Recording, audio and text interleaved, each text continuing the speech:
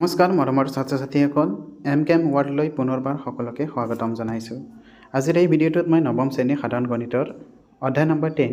বৃত্ত নামৰ পাঠটোৰ top 20 common MCQৰ বিষয়ে আলোচনা কৰিম। আশা কৰোঁ ভিডিঅ'টো তোমালোকক ভাল লাগিব। তেন্তে আহক আমি আৰম্ভ কৰোঁ। আজিৰ ভিডিঅ'ৰ প্ৰথমটো কোৱেশ্যন হ'ল যে বৃত্তৰ দীৰ্ঘতম জেডালক কোৱা হয়। তো প্ৰথমতে তোমালোকে জানি লোৱা বৃত্তৰ জে মানেনো কি। জে কি যে বৃত্তৰ যিকোনো দুটা বিন্দু সংযোগী ৰেখাখণ্ডক কি বুলি কোৱা হয়, জে বুলি কোৱা হয়। তোমালোকে ইয়াতে চোৱা, ইয়াতে এটা মই বৃত্তৰ চিত্ৰ দিছোঁ, ঠিক আছে। এই বৃত্তৰ চিত্ৰত এ এটা বিন্দু, বৃত্তটোৰ বি এটা বিন্দু। এই এ আৰু বি বিন্দু দুটা যদি আমি সংযোগ কৰি দিওঁ, যিডাল ৰেখা পাম সেই ৰেখাডাল হ'ব কি আমাৰ বৃত্তটোৰ জে। তো ইয়াতে এ বি এটা বৃত্তৰ জে, চি ডি এটা বৃত্তৰ জে আৰু ই এফ এইটো এটা কি বৃত্তৰ জে।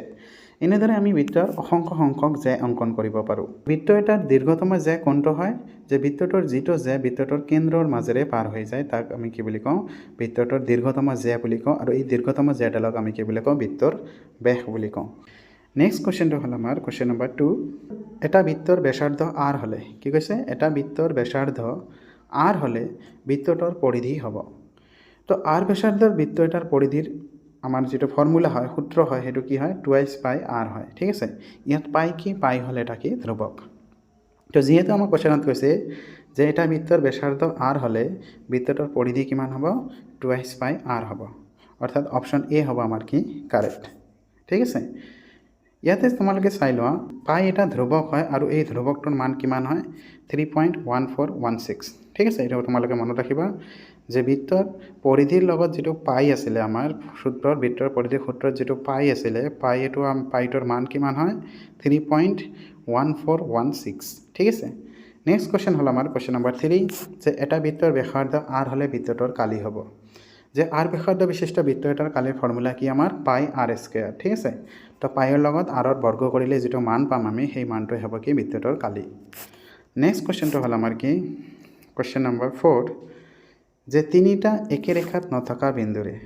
যদি তিনিটা বিন্দু থাকে আৰু বিন্দু তিনিটা যদি একেডাল ৰেখাত নাথাকে তেনেহ'লে আমি কেইটা বৃত্ত অংকন কৰিব পাৰোঁ। একে ৰেখাত নথকা তিনিটা বিন্দুৰে আমি মাত্ৰ এটাহে বৃত্ত অংকন কৰিব পাৰোঁ, ঠিক আছে। গতিকে অপশ্যন বি হ'ব আমাৰ কি কাৰেক্ট।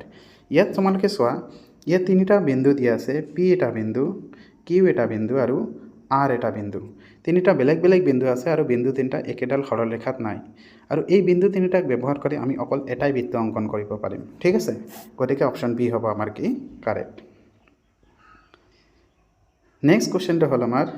কুৱেশ্যন নম্বৰ 5, যে অৰ্ধবৃত্তস্থ কোণৰ মাপ। এটা বৃত্তৰ অৰ্ধবৃত্তস্থ কোণ মানে কি,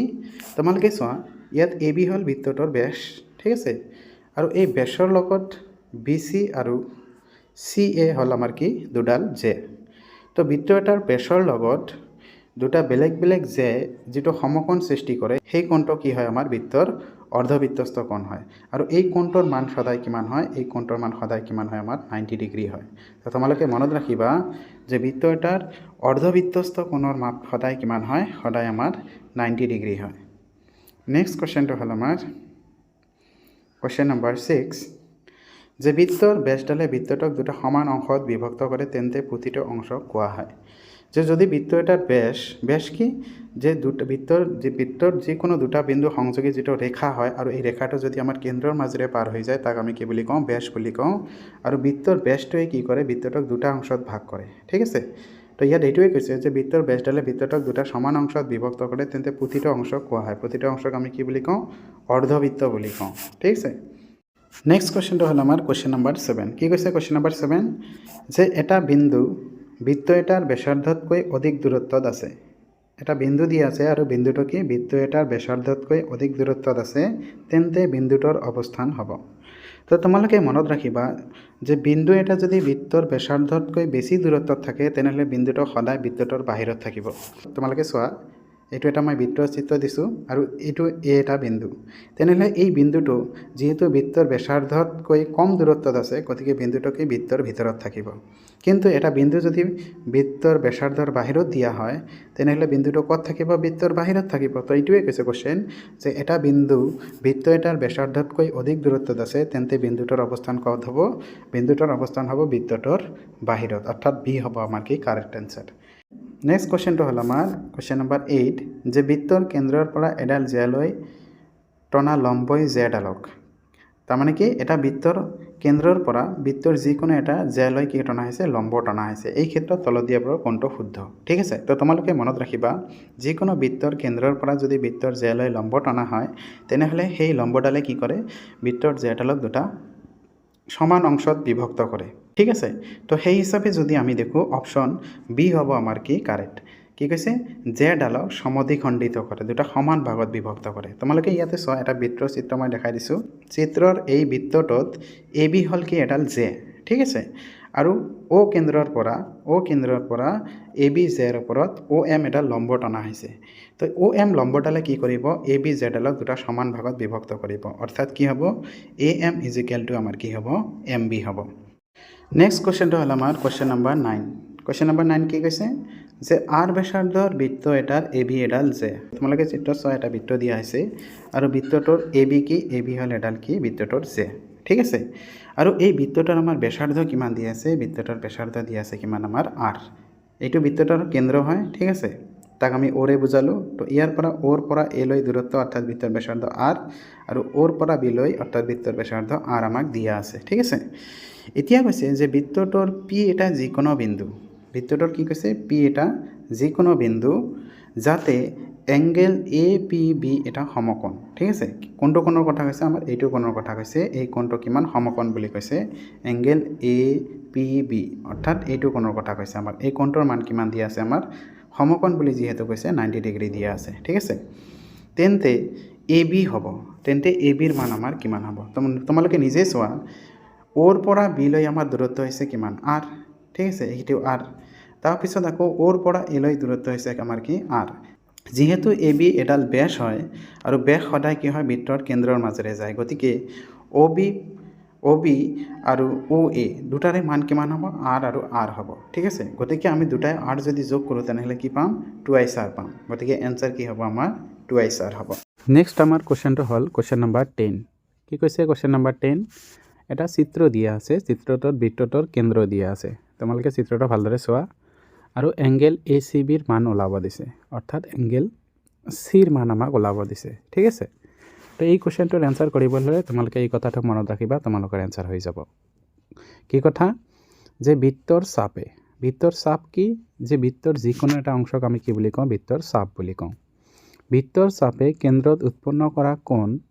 এই বৃত্তটোৰ আন্ত অংশৰ যিকোনো বিন্দুত উৎপন্ন কৰা কোণৰ কিমান গুণ হয় দুগুণ কৰা হয় তো তোমালোকে চোৱা ইয়াত এ এটা বিন্দু বি এটা বিন্দু আৰু এ বিৰ যিখিনি অংশ আছে এইখিনি হ'ব বৃত্তটোৰ কি এটা চাপ এই এ বি চাপে বৃত্তটোৰ কেন্দ্ৰ ওৰ লগত কিমান ডিগ্ৰী কোণ কৰিছে 80 ডিগ্ৰী কোণ কৰিছে ঠিক আছে তো আমি অলপ আগতে চালোঁ মই তোমাক পঢ়াই শুনাই দিলোঁ যে বৃত্তৰ যিকোনো এটা চাপে কেন্দ্ৰত যিমান ডিগ্ৰী কোণ উৎপন্ন কৰিব ঠিক আছে বৃত্তটোৰ আন্ত অংশত অৰ্থাৎ চি কোণটো আমাৰ সেই চাপে কেন্দ্ৰত যিমান ডিগ্ৰী কোণ কৰিছে ঠিক আছে তাৰ কি হৈ যাব আধা হৈ যাব ঠিক আছে তাৰমানে এই চি কোণটোৰ মান যদি আমাৰ 40 হয় ঠিক আছে তেনেহ'লে এই এ বি চাপে কেন্দ্ৰত উৎপন্ন কোণৰ মান কিমান হ'ব 80 হ'ব তো যেহেতু আমাক এ বি চাপে উৎপন্ন কৰা কোণ কিমান দিয়া আছে 80 দিয়া আছে তেনেহ'লে চি কোণৰ মান কিমান হ'ব তাৰ আধা হৈ যাব 40 হৈ যাব তো সেই হিচাপে আমাৰ এনসাৰটো কিমান আহিব 40 আহিব নেক্সট কুৱেশ্যনটো হ'ল আমাৰ কুৱেশ্যন নম্বৰ 11 কুৱেশ্যন নম্বৰ 11 কি কৈছে যে চিত্ৰত বৃত্ত এটাৰ কেন্দ্ৰ দিয়া আছে কেন্দ্ৰটো কি দিয়া আছে ও দিয়া আছে আৰু এংগেল এ চি বিৰ মান আমাক ওলাব দিছে ঠিক আছে এ চি বি মানে আমাক আকৌ এই চি কোণটো ওলাব দিছে ঠিক আছে এ চি বিৰ মান মানে আমাক এই চি কোণটো ওলাব দিছে ঠিক আছে এতিয়া এই চি কোণটোৰ মান ওলাব হ'লে প্ৰথমতে আমি এই বৃত্তটোৰ এ বি চাপে ঠিক আছে এ বি চাপে কেন্দ্ৰ ওৰ লগত কৰা কোণৰ মান উলিয়াব লাগিব ঠিক আছে তো এই কোণটো আমি কেনেদৰে উলিয়াম তো ইয়াতে চোৱা তোমালোকে এইটো কোণ আমাৰ দিয়া আছে 120 এইটো কোণ দিয়া আছে আমাৰ 100 তো 100 আৰু 120 যদি আমি যোগ কৰোঁ কিমান হ'ব আমাৰ আহিব 220 আহিব ঠিক আছে এতিয়া যদি আমি 360 ৰ পৰা কিমানৰ পৰা 360 ডিগ্ৰীৰ পৰা যদি আমি 220 মাইনাছ কৰি দিওঁ তেনেহ'লে আমি কিমান পাম নিশ্চয় 140 পাম ঠিক আছে কিমান পাম 140 পাম কিমান পাম 140 পাম অৰ্থাৎ এ বি চাপে কেন্দ্ৰৰ লগত কৰা কোণটো আমাৰ কিমান হ'ব 140 হ'ব এতিয়া এ বি চাপে কেন্দ্ৰৰ লগত উৎপন্ন কৰা কোণ যদি আমাৰ 140 হয় তেনেহ'লে চি কোণটো কি হৈ যাব এই 140ৰ আধা হৈ যাব আমি জানো যে বৃত্ত এটাৰ চাপে কেন্দ্ৰত উৎপন্ন কৰা কোণ বৃত্তটোৰ আন্ত অংশত উৎপন্ন কৰা কোণৰ কিমান হয় দুগুণ তো যদি আমাৰ এ বি চাপে উৎপন্ন কৰা কোণ 140 হয় তেনেহ'লে চি কোণটো কি হৈ যাব তাৰ আধা হৈ যাব কিমান হ'ব 70 হৈ যাব বা চি কোণটো যদি আমাৰ 70 হয় তেনেহ'লে এ বি চাপে কেন্দ্ৰৰ লগত উৎপন্ন কৰা কোণ কিমান হৈ যাব তাৰ 70ৰ দুগুণ হৈ যাব মানে 140 হ'ব তো সেই হিচাপত আমাৰ অপশ্যন বি হ'ব আমাৰ কি কাৰেক্ট নেক্সট কুৱেশ্যনটো হ'ল আমাৰ কুৱেশ্যন নম্বৰ 12 কি কৈছে যে চক্ৰীয় চতুৰ্ভুজৰ বিপৰীত কোণ দুটা হ'ব তো তোমালোকে মনত ৰাখিবা চক্ৰীয় চতুৰ্ভুজৰ বিপৰীত কোণ দুটা সদায় কি হয় সম্পূৰক কোণ হয় নেক্সট কুৱেশ্যনটো হ'ল আমাৰ কুৱেশ্যন নম্বৰ 14 কি কৈছে যদি দুটা সৰ্বসম বৃত্তত এ বি আৰু চি বি দুডাল যে বৃত্তটোৰ কেন্দ্ৰত দুটা সমান কোণ উৎপন্ন কৰে ঠিক আছে কি কৈছে যে দুটা বৃত্ত দিয়া আছে আমাক এটা বৃত্তৰ যে দিয়া আছে এ বি আৰু আনটো বৃত্তৰ যে দিয়া আছে চি ডি এই যে দুডালে প্ৰথম বৃত্তটোৰ কেন্দ্ৰত যেটো কোণ উৎপন্ন কৰিছে এইটো কোণ আৰু দ্বিতীয় বৃত্তৰ কেন্দ্ৰত যেটো কোণ উৎপন্ন কৰিছে এইটো কোণ ধৰিলে প্ৰথম কোণটো আমাৰ এ আৰু দ্বিতীয় কোণটো আমাৰ কি বি এতিয়া কৈছে এই এ আৰু বি কোণ দুটাৰ মান কি দিয়া আছে সমান দিয়া আছে তো তোমালোকে মনত ৰাখিবা সমান কোণৰ বিপৰীত বাহু সদায় কি হয় সমান হয় যদি এ কোণ বি কোণৰ সমান হয় তেনেহ'লে কি হ'ব এ কোণৰ যেটো বিপৰীত বাহু আছে এ বি আৰু বি কোণৰ যেটো বিপৰীত বাহু আছে চি ডি এটো সদায় কি হ'ব সমান হ'ব অৰ্থাৎ বৃত্ত দুটাৰ এ বি আৰু চি ডি যে দুডাল সদায় কি হ'ব সমান হ'ব সেই হিচাপে আমাৰ অপশ্যন এ হ'ব আমাৰ কি কাৰেক্ট নেক্সট কুৱেশ্যনটো হ'ল আমাৰ কুৱেশ্যন নম্বৰ 15 কি কৈছে যে 5 সেন্টিমিটাৰ ব্যাসাৰ্ধৰ এটা বৃত্তৰ কেন্দ্ৰৰ পৰা 4 সেন্টিমিটাৰ দূৰত্বত থকা যে এডালৰ দৈৰ্ঘ্য হ'ব ঠিক আছে ইয়াতে কি কৈছে এটা বৃত্ত দিয়া আছে বৃত্তটোৰ ব্যাসাৰ্ধ কিমান দিয়া আছে 5 সেন্টিমিটাৰ আৰু এই বৃত্তৰ কেন্দ্ৰৰ পৰা যে এডালৰ দূৰত্ব দিয়া আছে কিমান আমাক 4 সেন্টিমিটাৰ তো ধৰি ললো আমি চিত্ৰত চোৱা তোমালোকে এ বি এডাল কি বৃত্তটোৰ যে ঠিক আছে আৰু এই বৃত্তটোৰ ওপৰত কেন্দ্ৰ ওৰ পৰা এটা লম্ব টনা আছে ও এম আৰু এই ও এমৰ দূৰত্ব আমাৰ কিমান দিয়া আছে 4 সেন্টিমিটাৰ ঠিক আছে আমাক কোৱেশ্যনত কৈ দিছে যে কেন্দ্ৰৰ পৰা যে এডালৰ দূৰত্ব মানে ওৰ পৰা যদি আমি এমৰ ওপৰত লম্ব টানো তেনেহ'লে ও এম আমাৰ কিমান হ'ব 4 সেন্টিমিটাৰ হ'ব